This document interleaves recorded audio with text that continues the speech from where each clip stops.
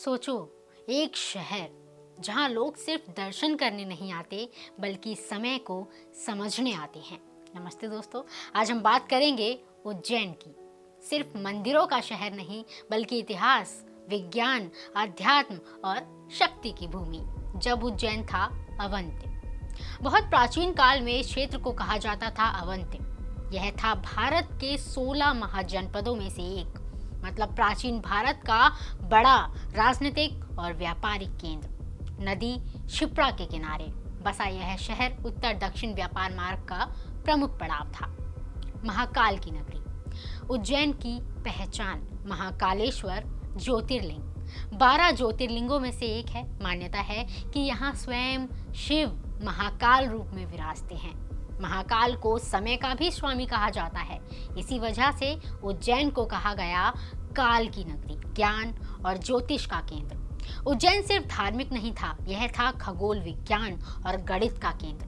प्राचीन भारत में समय और देशांतर यानी लॉन्गिट्यूड मापने का आधार उज्जैन माना जाता था। यहाँ से जुड़े हैं महान विद्वान बराहमिहिर और राजा विक्रमादित्य की कथा। कहते हैं उज्जैन राजा विक्रमादित्य की राजधानी था।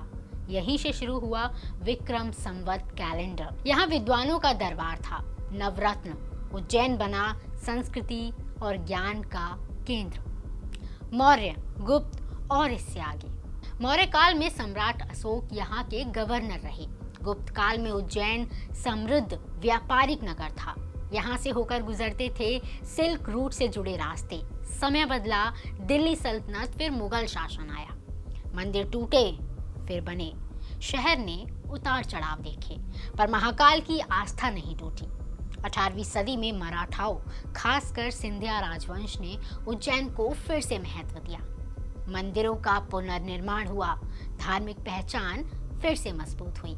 कुंभ, जब पूरी दुनिया यहाँ आती है। हर 12 साल में उज्जैन में होता है सिंहस्थ कुंभ मेला। लाखों श्रद्धालु क्षिप्रा में स्नान करते हैं। यह दुनिया के सबसे बड़े धार्मिक आयोजनों में से एक है आज का उज्जैन। आज उज्जैन है महाकाल कॉरिडोर, शिक्षा, मंदिर, तीर्थ, ज्योतिष और पंचांग का केंद्र। यहाँ परंपरा और आधुनिक विश्वास साथ चल रहे हैं।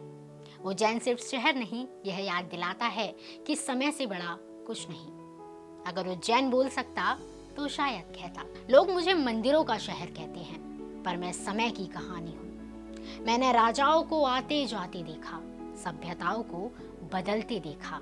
मेरी धरती पर गणित ने जन्म लिया, आस्था ने रूप लिया। तुम यहाँ दर्शन करने आते हो, पर मैं तुम्हें याद दिलाने की कोशिश करता हूँ, समय सबका गुरु है, क्योंकि मैं सिर्फ जगह नहीं, मैं काल का साक्षी हूँ।